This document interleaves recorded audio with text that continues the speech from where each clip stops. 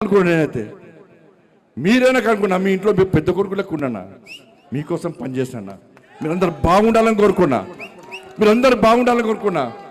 ఇలా మీకోసం ఆలోచించి, మీరే మీ మనిషి ఆలోచించి, మీ కుటుంబ వ్యక్తికి ఆలోచించి నా కొడుకుకు టైం ఇవ్వలేదన్నా, నా కొడుకుతో మాట్లాడలేదన్నా. ఇవాళ అదే నా కొడుకుడు ఒక క్రిమినల్ లెక్క సమాజంలో చూపెట్టే ప్రయత్నం చేస్తే ఒక తండ్రిగా ఎట్లా భరిస్తారో ఒక్కసారి ఆలోచించురన్నా. నా కొడుకు నేనేం తప్పు చేయలేనా, మేము ఫ్రెండ్స్ ఉన్నానా, మేము తప్పు చేయలే, కలిసి ఉన్నాం, ఇలా విడిపోయినాం, నేను ఏ తప్పు చేయలే, నిజాయితీగా బయటికి వస్తా అని చెప్పి ఇలా నా కొడుకు ఎప్పటికీ నేను సమర్థిస్తలేనన్నా. తప్పు ఎవరు చేసినా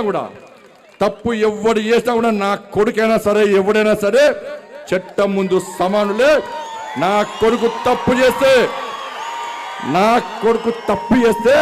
తప్పకుండా నా కొడుకు శిక్ష 100% పడాల్సిందే.